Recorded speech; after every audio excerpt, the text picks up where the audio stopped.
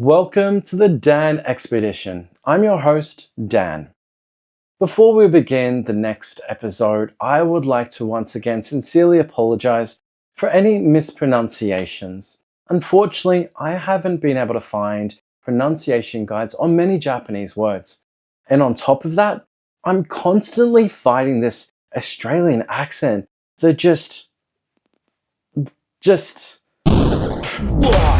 Oh, g'day mates, how's it going? I'm Chuffy here. I've got the Barbie running. Let's grab some singers, crack some V-bangers and we'll be good, eh? Oh, and mates, you want some of that info stuff? Hey, stick with me, I'll fix you right up. Like last Arvo at the local, I met this Sheila and bloody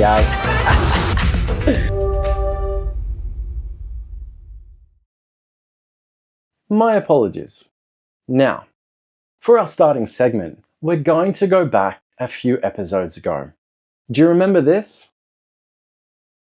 And in 1771, a rival market had caused the local magistrate's office to stop the greengrocery street vending of 5 other markets. The head of the district, Jakuchu, worked hard to ensure the survival and prosperity of Nishiki Market and avoided the rival market's schemes. Well, I didn't know it at the time, but we actually stumbled upon something of a local hero.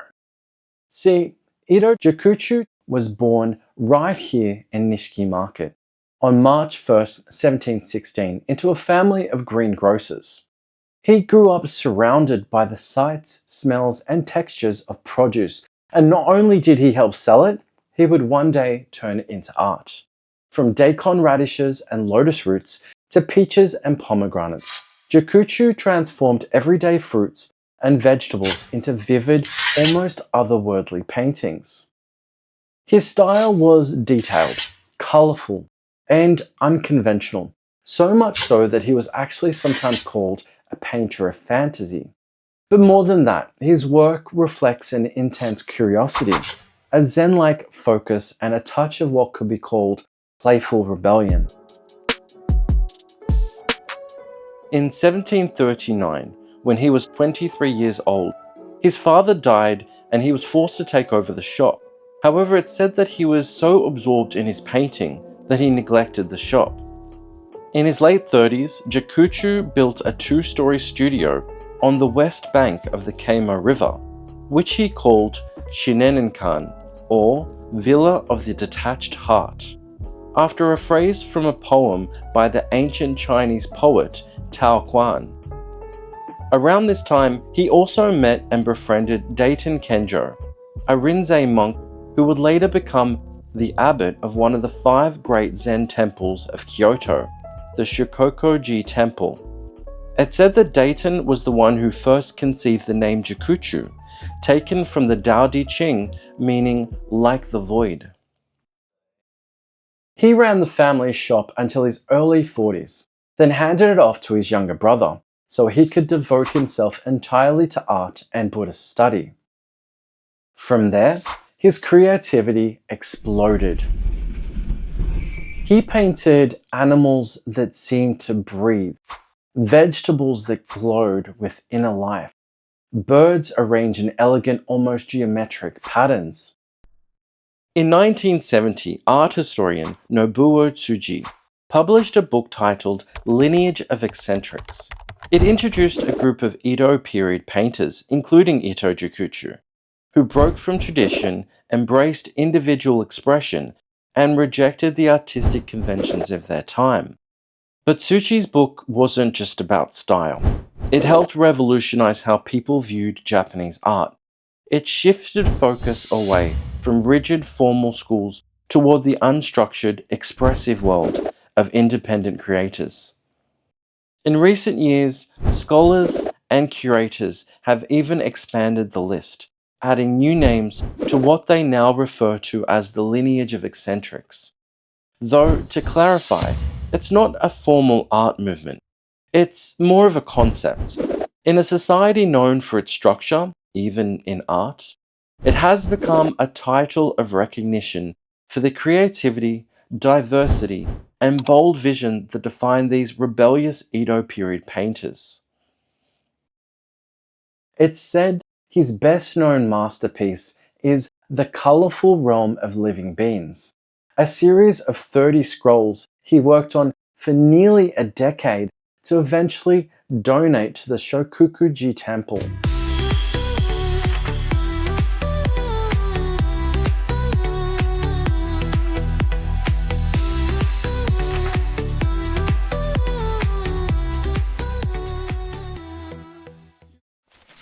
His style of painting made him very popular for his time, and he was listed as the second painter, just after Maruyama Okyo, in the 1775 and 1783 editions of the Heian Jinbatsushi, a sort of who's who for famous Kyoto cultural figures.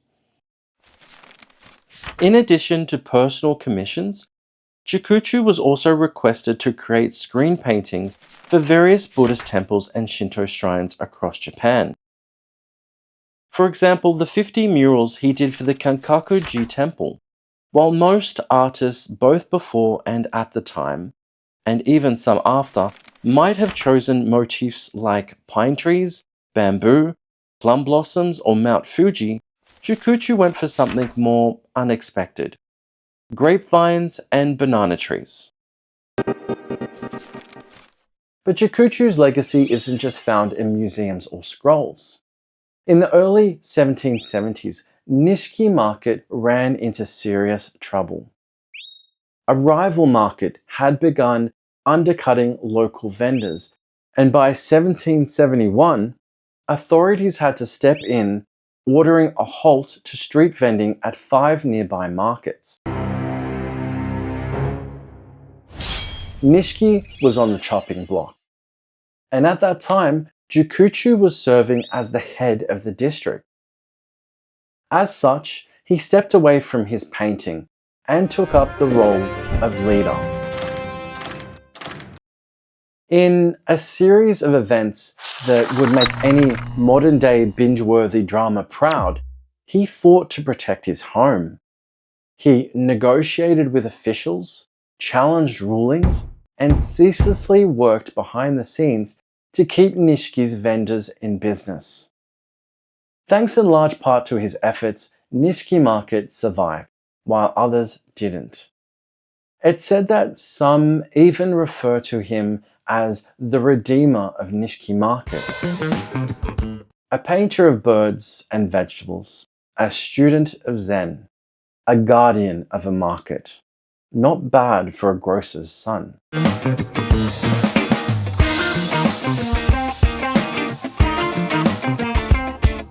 And speaking of vegetables, let's turn from painted produce to edible heirlooms.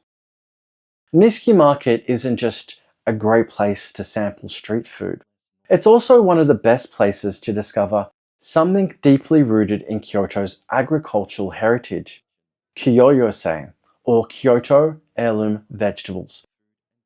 Kyoto's farming roots stretch back nearly 12,000 years. As the imperial capital and home to the aristocracy, and naturally developed a taste for the refined food, especially vegetables. Surrounded by mountains and far from the sea, locals focused on growing the most flavorful produce possible. The region's rich soil and mild climate helped make that happen. Things stepped up during the Kamakura period, when Zen Buddhism and its vegetarian cuisine, Sojin-rori, took hold. The spiritual approach encouraged not just thoughtful cooking, but also pushed farmers to refine their growing techniques. They aren't just local veggies, they're living heritage, cultivated in the Kyoto region, for centuries passed down through the generations of farmers and grown with care to preserve the original flavor, shape, and nutritional value. The name Kyōyasai wasn't actually coined until 1960, but not long after that, things got rough. By the 1970s, imported vegetables had taken over. They were easier to cook, more standardized in appearance, and started pushing the local heirlooms out. But Kyoto's farmers didn't give up. They were able to reduce the size of their vegetables, making them more refined, while maintaining their full flavor. More than that, they came up with different methods to cook the vegetables, allowing variations for the end result. And all of that didn't really stop. They continued improving the vegetables by increasing flavor, even texture, or removing the heat, like the mangaji amato, a long juicy green chili pepper with almost no heat. It's sweet, crisp, and is actually bred to be non-spicy. Great for those who like a little crunch without the kick. In 1989, they went official, creating a certification system that branded Kyōyasai as a premium local product. And since then, they've been introducing these vegetables all across Japan. There are officially 41 varieties of Kyōyasai, and they're known for being packed with minerals, fiber, vitamins, and according to some studies, even DNA repairing nutrients. They often look a bit different from what you'd find in a supermarket, but that's part of the charm. One standout is the Keimo nasu, or Keimo eggplant. It's small, round, and incredibly rich in flavor, especially when grilled. Chefs love it for its firm texture and ability to soak up sauces without going soggy. Another local favorite is the takenoko, Kyoto's heirloom bamboo shoot. It's tender, sweet, and so fresh you can eat it raw, often dipped in light vinegar miso sauce. But beyond the taste and tradition, it's worth talking about the Japanese relationship to produce in general. Maybe you've noticed that fruit and vegetables in Japan can be surprisingly expensive, and yet people still buy them. Happily. That's because locally grown produce isn't just food, it's a matter of pride. In Japan, there is a strong cultural preference for domestically grown fruit and vegetables.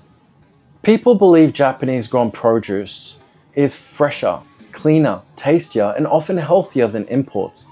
And in many cases, they're right.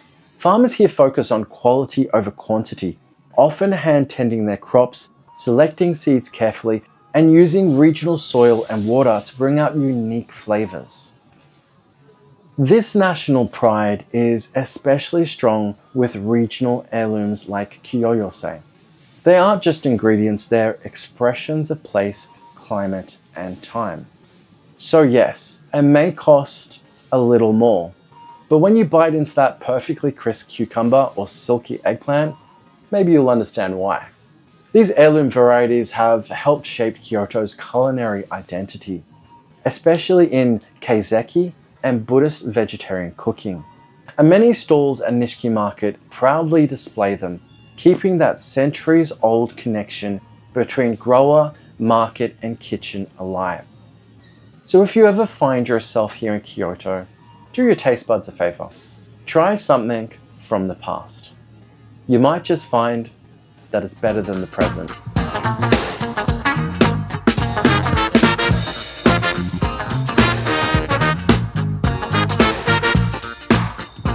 Okay, I think we're all ready to move on and actually see some of Kyoto. I just wanted to mention that the audio narration is slightly different in parts here, and while I did spend some time fixing it, I may or may not have made things worse. Maybe I'm just being a perfectionist and it's not something you even notice. Feel free to let me know in the comments. This is a one-person production, and it's honestly been a lot more work than I first imagined. So I'm really counting on both your support and your understanding. If you haven't done so already, please click that subscribe button. It truly helps.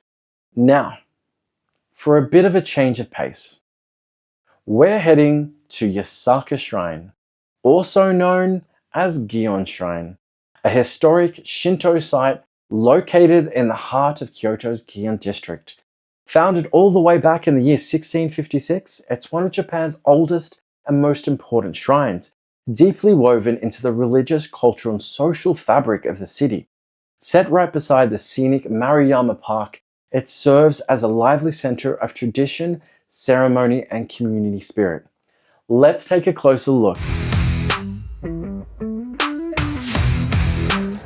Hey guys, it's Dan for the Dan Expedition, and today we're here at Yasaka Shrine, as you can see behind me, looking amazing.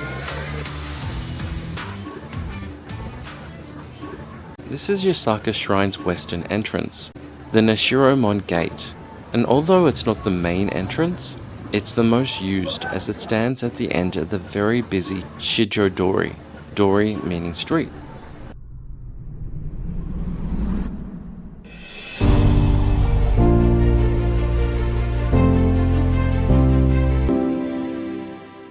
Admired for its Rōmon, the vivid vermilion entry gates to Yasaka are both impressive and grand. A Rōmon is one of two types of two-storied gates used in Japan, the other one being the Nijumon. The main difference between the two is that the Rōmon has a single roof and the Nijumon has a double roof. Originally developed by Buddhist architecture, it's now used at both Buddhist temples and Shinto shrines. In spite of appearances, these structures are religious monuments, and like many pagodas, the upper stories of these gates are inaccessible and offer no usable space.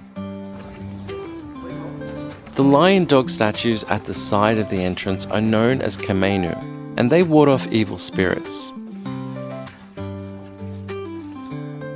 And directly on both sides of the gate are enshrined statues of Zushin or Zujin warriors. The name was originally applied to the bodyguards of the Emperor of Japan, literally meaning obeying orders being, or attendant deity. They are kami warrior guardian figures that guard over shrine gates. The walk from the Nishiro-mon entry gate is filled with stalls with all types of food, jewelry, and games. Smells good. Yeah. Smells good.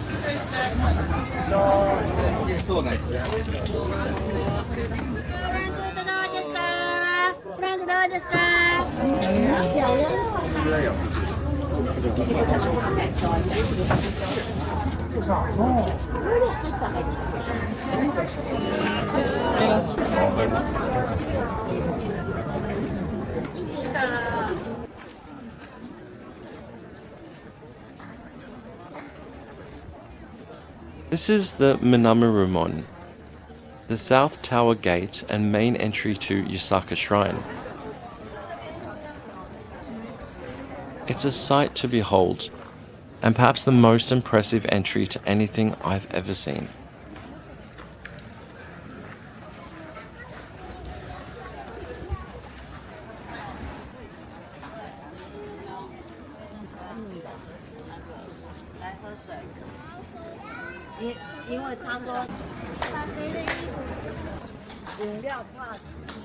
The shrine's main hall combines the Honden, in a sanctuary, and the Heiden, offering hall, into a single building.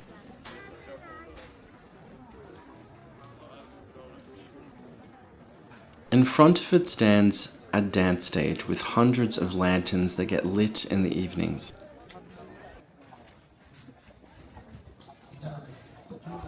Each lantern bears the name of a local business in return for a donation.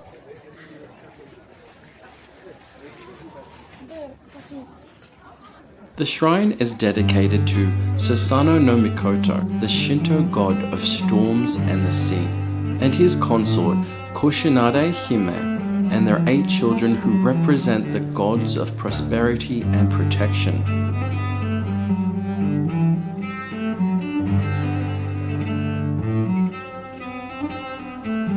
In Japanese Shinto mythology, it's believed that the spirit of Susanoo is enshrined at Yasaka Shrine.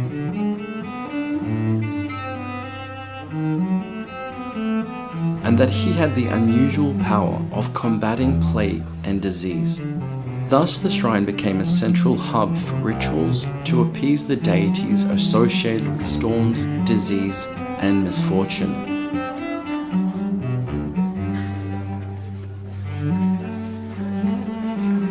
During the Heian period, of 794 to 1185, Yasaka Shrine grew in prominence as Kyoto became the imperial capital.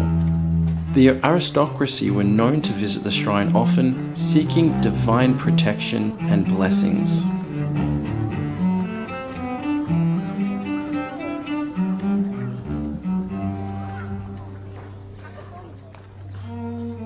With the Edo period of 1603 to 1868, Yasaka Shrine became increasingly popular among Kyoto's commoners, and it served as a spiritual center for merchants, artisans, and residents of the Gion district.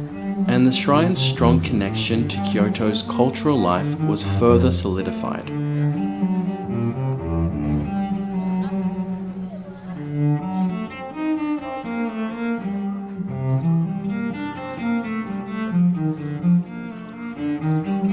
After the Meiji Restoration, when Shinto was designated the state religion, Yasaka Shrine was officially categorized as a Kanpei Taisha, an imperial shrine of the first and highest rank.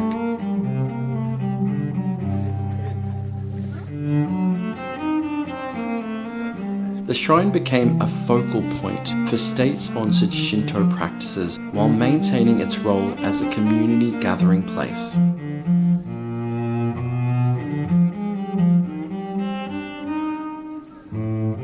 Today, Yasaka Shrine is a vibrant cultural and religious hub. Visitors come to pray for good fortune, health, and protection, particularly during the New Year and other festivals.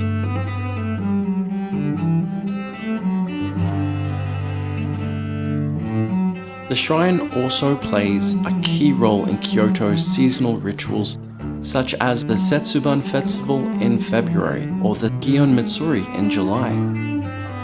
During the Gion Matsuri, the Mikoshi Tokyo, a procession of portable shrines, occurs on the night of July 17 and 24. On the 17th, 3 Mikoshi or portable shrines carry the deities or kami from Yasaka Shrine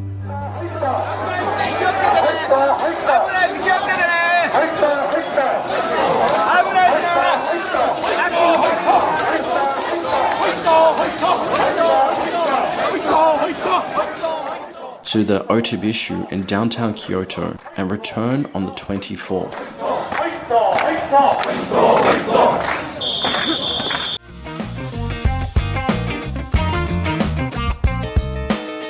Otobishu literally means honorable travel place in Japanese, and it refers to a sacred site that serves as a temporary stop or resting point for Mikoshi and the kami they carry during a ritual procession. Depending on the festival, there may be several otobishu along the route. At each stop, ceremonies or festivities are held to welcome the kami with reverence and celebration.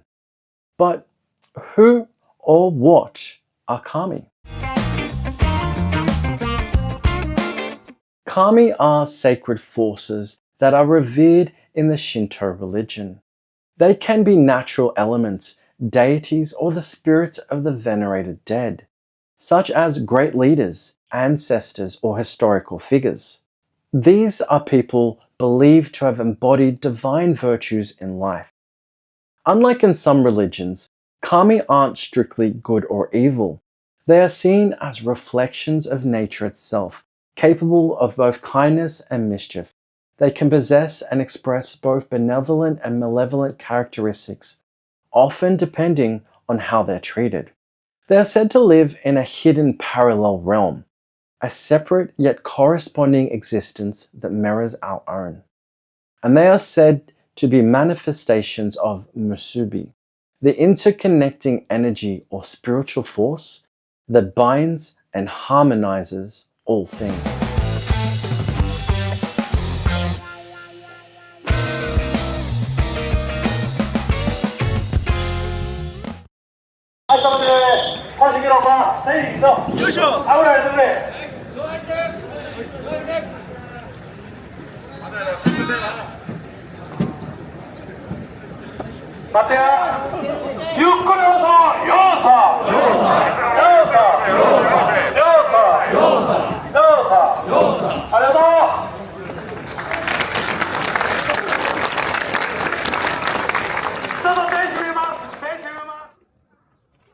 Yasaka Shrine stands as a testament to Kyoto's rich history and enduring cultural traditions. Its role as a spiritual center and its continued relevance in modern times make it an iconic landmark and a must-visit destination for anyone exploring this captivating city. However, the Higashiyama district has much more to offer. Beyond Yasaka Shrine is Maruyama Park.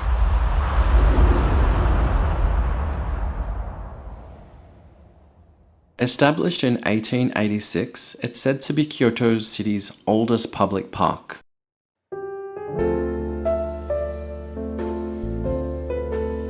Home to numerous cherry trees during the spring, the park is acclaimed as one of the most popular spots in Kyoto for hanami, cherry blossom viewing.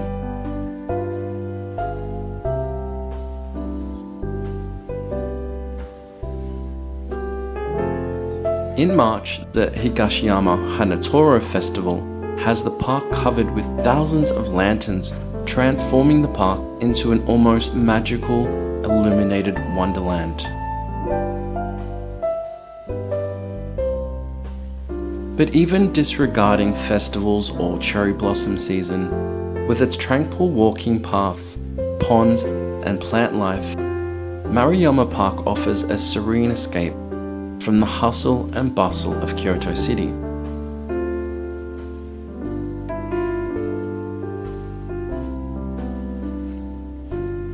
Shinto mythology holds that the god of storms and seas, Susanoo no Mikoto, descended to the earth when he was banished from the realm of heaven. During his time on earth, he slew the 8-headed serpent Yamato no Orochi and saved the beautiful maiden Kushinada Hime, who later became his wife. From there are several myths or theories about how Yasaka Shrine came to be. One is that Irishi, an envoy from Korea, brought the spirit of Susanoo to this place. It's also said a Buddhist priest from Nara, Enyo, built a temple and enshrined Susanoo there.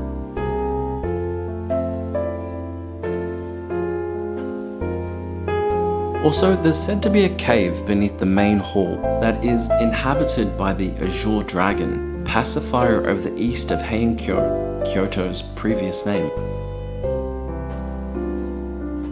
Exploring this park is highly recommended.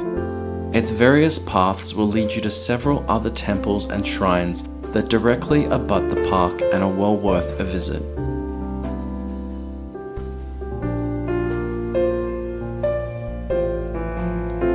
Please note, temples and its grounds may have an entry fee, limited entry spots, as well as seasonal closures.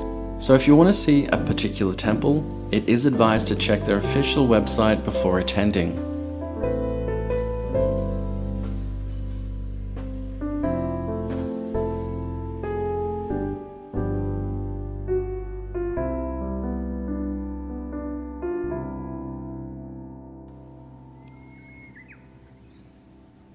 That's the entry to the Chirakuji Temple. Founded in 805 by the monk Seicho of the Tendai sect. Chirakuji worships the deity Kanzeon Pasatsu, goddess of compassion and mercy. Conveniently located in the center of Kyoto, but remote enough on the heights of Higashiyama to avoid the crowds and offer some nice views of Kyoto. It's a small, serene temple that's suitable for visitors looking to experience a temple while still having some room to breathe.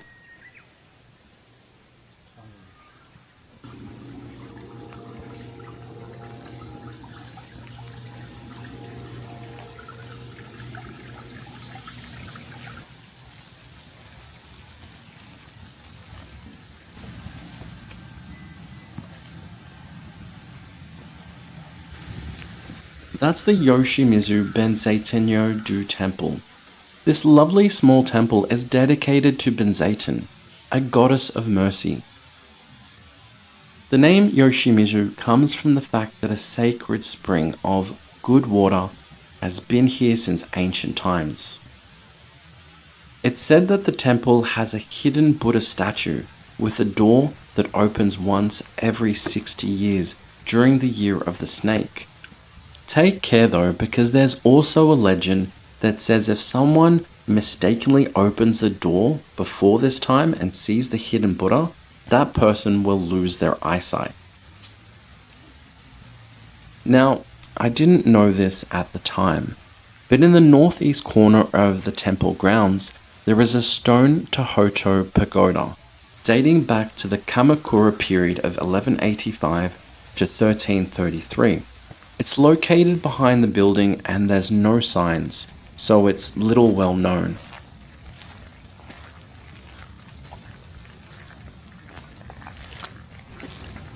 There's also the small, more remote historical temple of Anyuji, further up the slopes.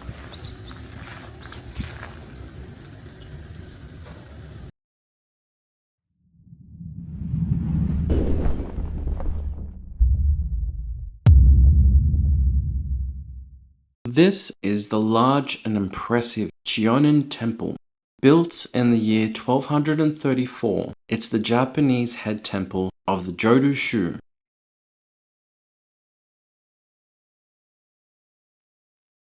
The Jōdo-shu, also known as Jōdo Buddhism, is a branch of Pure Land Buddhism and is one of the most popular Buddhist sects with millions of followers in Japan alone.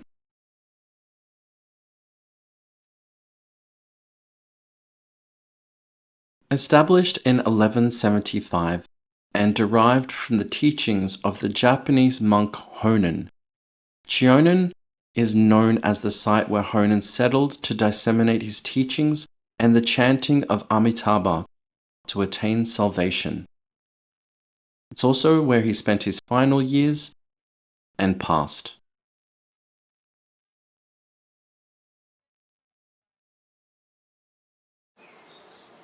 This is the Sanmon Gate. It's Chion-in Temple's main entrance. Standing 24 meters tall and 50 meters wide, it is the largest wooden temple gate in Japan and dates back to the early 1600s. And it's also a great example of the second type of mon, or gate, I mentioned earlier. It's a Nijumon, and unlike a Rōmon, whose second story is inaccessible and unusable, a Nijumon has stairs leading to the second story. And a Sanmon, meaning Gate of the Three Liberations, is only used in Zen temples of the highest prestige.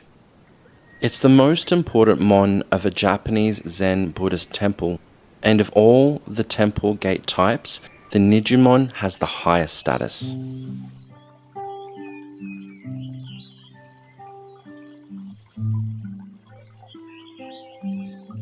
Behind the gate, a wide set of stairs leads to the main temple grounds.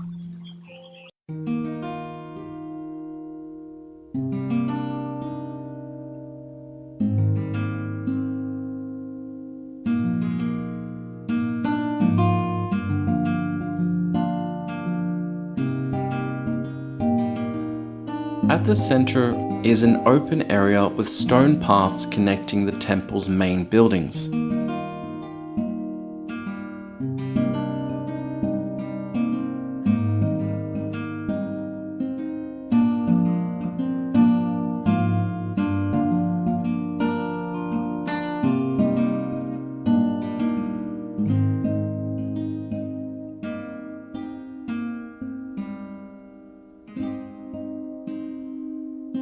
The Miedo, the temple's massive main hall, houses the Mie, or sacred image statue of the founder Honen, which is the temple's primary object of worship. Also worth mentioning, the exterior corridor of the Miedo, like the Ninamaru Palace of Nijo Castle, has a nightingale floor, which once served as a warning system to the temple monks of intruders.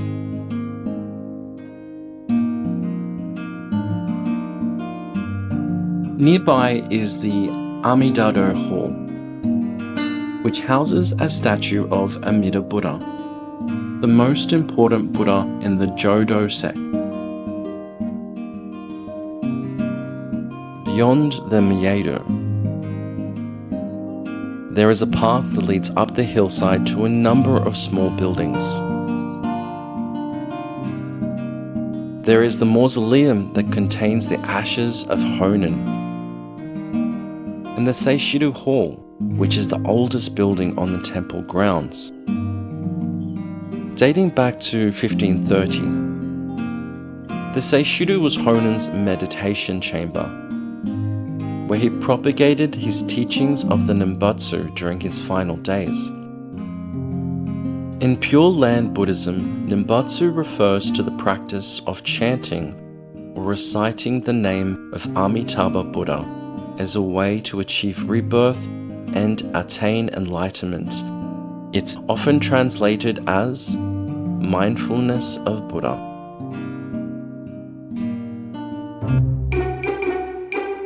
Quick segue here. So, you may have noticed, I have no footage of the Seishido Hall or the Gobyo, which is Honen's mausoleum. My apologies.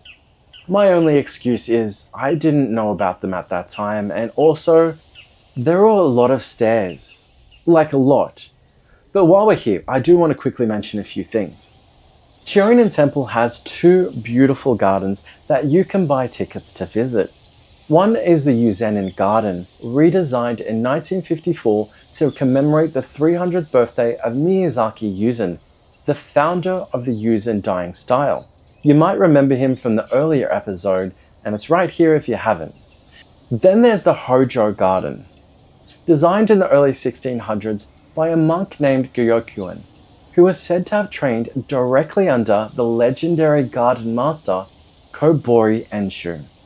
Attached to the Hojo Garden is the Gongun-do Mausoleum, built in 1621, and houses the memorial tablets of none other than the Tokugawa Shogun clan. And right next door, just a bit to the north, is the Shorin Temple complex. Built in the late 13th century, it's one of Kyoto's 5 Monzeki temples, which means the head priest was originally a member of the imperial family. Let's talk about that for a moment. See, the Emperor of Japan is known as the Tenno, which translates to Heavenly Sovereign. He isn't just the ceremonial head of state, he's also the highest spiritual authority in the Shinto religion. In traditional belief, the Emperor is considered the direct descendant of the sun goddess Amaterasu, one of the 3 sacred children of the creator god Izanagi. Her siblings are Tsukiyomi, the moon deity, and Susanoo, the tempestuous god of storms and the sea. Because of this divine lineage, the emperor has long been regarded as a mediator between the kami and the people, a sacred bridge between the human world and the divine. This role isn't just symbolic. For centuries, it's encouraged imperial family members to dedicate themselves to the Shinto faith, preserving religious traditions, overseeing key rituals, and serving the nation with both cultural and spiritual responsibility. So while today's emperors may not yield political power, their presence still carries deep cultural weight as living symbols of continuity, identity, and Japan's spiritual roots.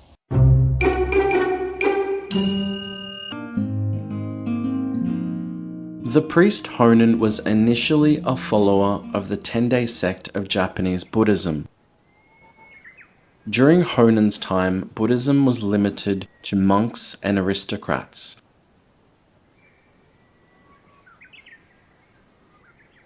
And was not available to commoners who did not have the resources or learning to partake in Buddhist rituals and ceremonies. In 1175, Honen was introduced to Chinese texts that claimed the possibility of salvation by simply proclaiming faith in Buddha Amida, which soon after led him to founding the Jodo sect.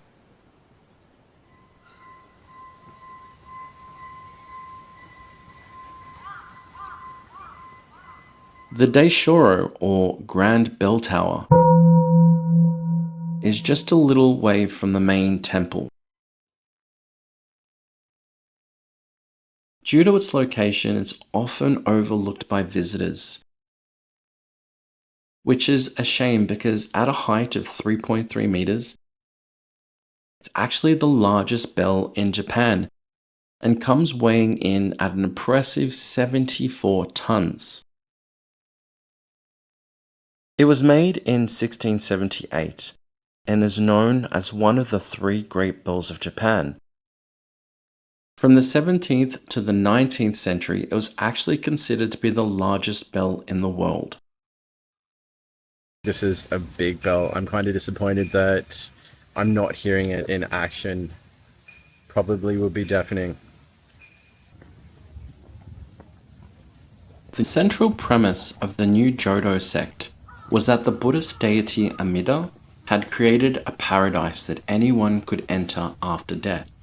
One needed only to recite the name of Amida in faith.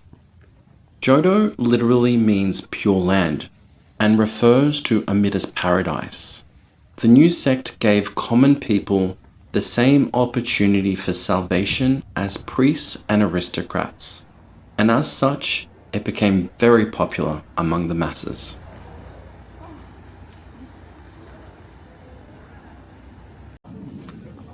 A short walk south of Yasaka Shrine and Maruyama Park, the Higashiyama district continues to offer. The area is just full of high-quality restaurants, exquisite temples, beautiful scenic sights, and more.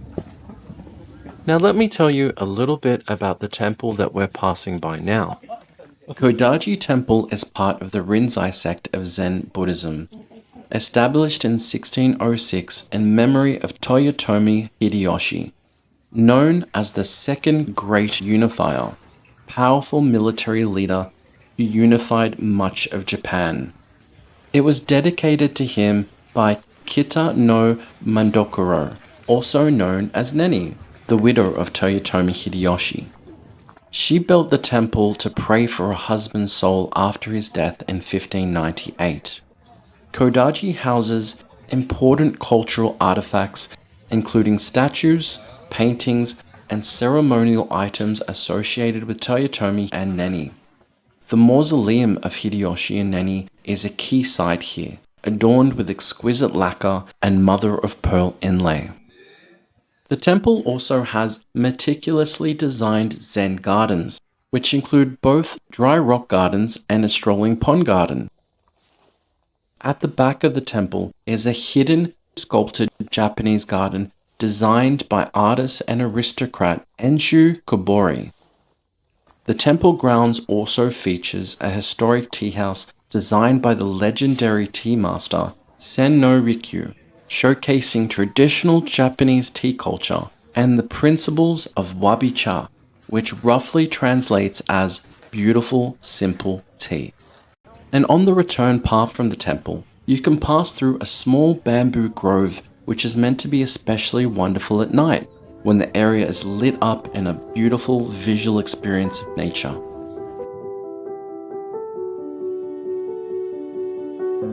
And right next door, the Ryozen Kannon Temple. Founded in 1955, it's a unique and poignant landmark in Kyoto that's dedicated as a war memorial to honor the soldiers who died during World War II.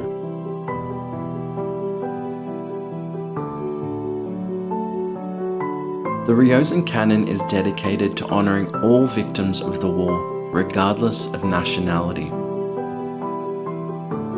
The centerpiece of the temple is a massive 24-meter tall, white statue of Bodhisattva Kannon, which sits serenely atop the temple grounds overlooking the city, and symbolizes peace, mercy, and remembrance. Visitors can walk inside the base, which houses a small shrine with statues of the 12 zodiac guardians. Kannon is the goddess of mercy, and is one of the most beloved and widely venerated deities in Japanese Buddhism.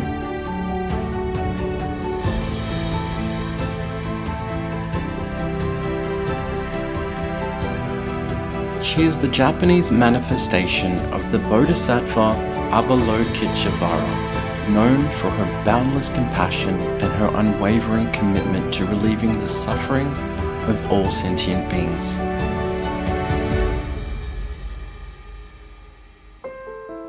This is the Spirit of Wishes. It's a representation of the, my apologies, I'm definitely going to mispronounce this, Nousashou-Nyoi-Houju, a sacred gem able to remove suffering and allow people a means to fulfill their desires.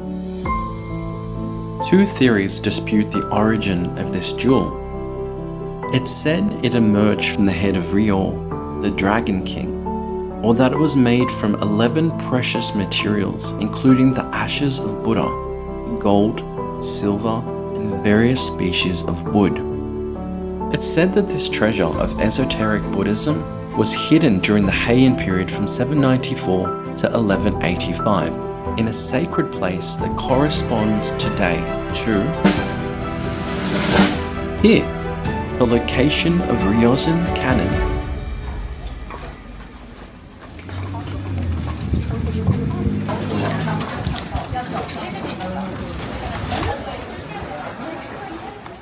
Just a bit further south is the very popular and historical Ninnen-Zaka and Sannen-Zaka paths.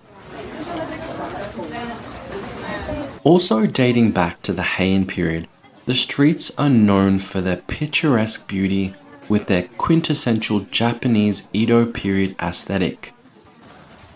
The cobblestone paths and the traditional Machiya-style wooden townhouses give the area a timeless charm.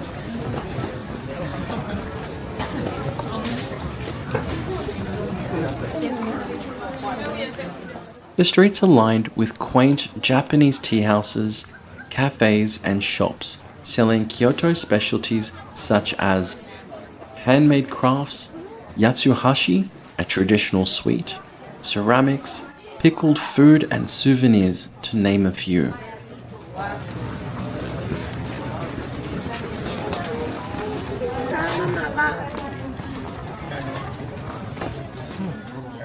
And it's here, along with Yasaka-dori, that you will find some of the best spots for pics and selfies in Kyoto. With the famous view of Hōkan-ji Temple, the 5-story pagoda known as the Tower of Yasaka, or simply Yasaka Pagoda.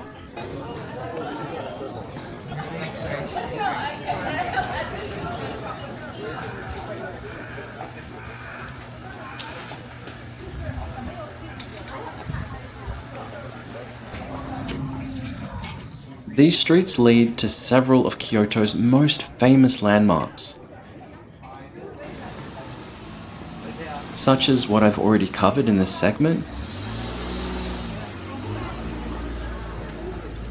and others such as the Kiyomizu Temple, which I hope to cover at a later date.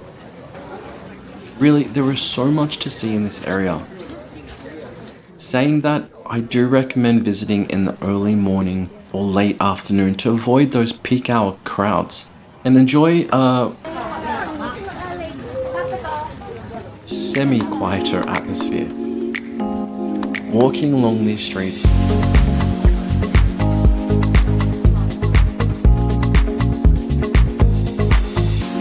feels like stepping back in time, and well worth traveling to.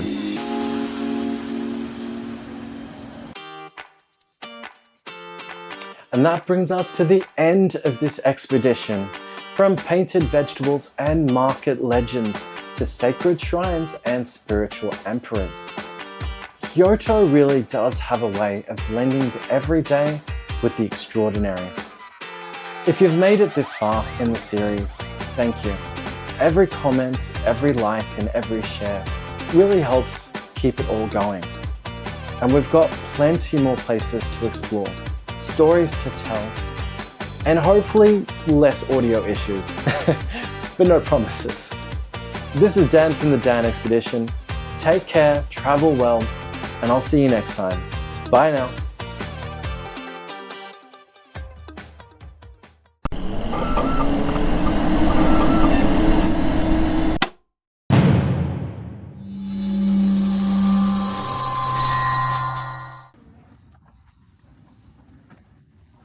This way down is called the Ladies' Rise.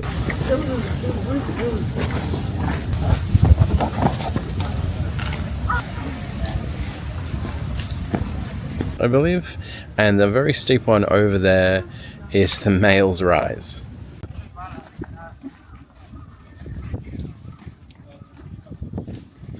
little bit sexist, I think.